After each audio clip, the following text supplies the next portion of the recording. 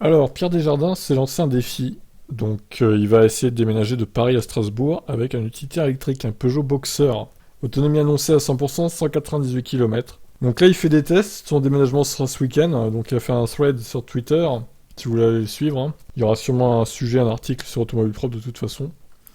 Donc là, déjà, il a essayé de rentrer au superchargeur de Vélizy, sauf que il peut pas passer par la barrière puisque c'est limité à 2,30 m. Et son camion fait 2,50 m de haut. Bon, il a réussi par je ne sais quel moyen détourné à quand même rentrer et à se brancher sur un superchargeur Tesla.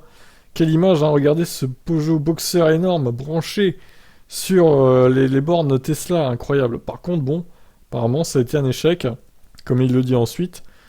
La charge se lance, mais ça plante avant de vraiment charger. Je pense que ça vient du camtar, une alarme vénère se déclenche dans l'habitacle, sans trop dire pourquoi, quand ça s'arrête du côté appli. Pas de supercharge donc, il va falloir revoir ses plans.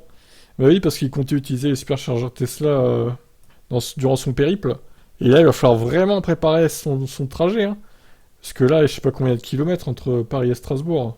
Ouais, il y a presque 500 kilomètres, quoi. Oh là là, pouh, avec ça, plein jusqu'à la gueule en plus, il y aura pas 200 kilomètres, hein. Il y aura ouais, 100 kilomètres, 120, 130 peut-être. Sachant qu'il va devoir rouler à 90 sur autoroute, derrière les camions pour pas trop consommer. Ça va être un sacré périple, j'ai hâte de voir le sujet entier là, parce que ça va être épique, je le sens. Donc il a testé sur deux bonnes différentes. Mention spéciale au propriétaire de Tesla à côté que la blague n'a vraiment pas fait l'air de rire, n'a vraiment pas l'air d'avoir fait rire, malgré mes petits signes de la main sympathique en réponse au regard noir.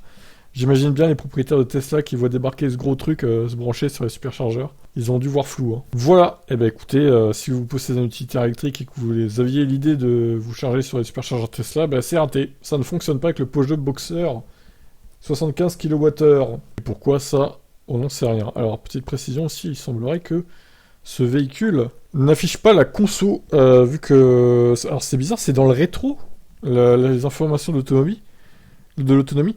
L'instrumentation se limite à ça dans le rétro. Je peux me brosser pour avoir la conso moyenne sans sortir d'une feuille et un crayon au volant. En tout cas, ça consomme moins que je le pensais. J'ai fait 45 km de voie rapide et ville, mais j'ai perdu que 32 km à l'affichage. Ouais, enfin bon, là il est à vide aussi, hein. C'est aussi ce qu'il faut se dire.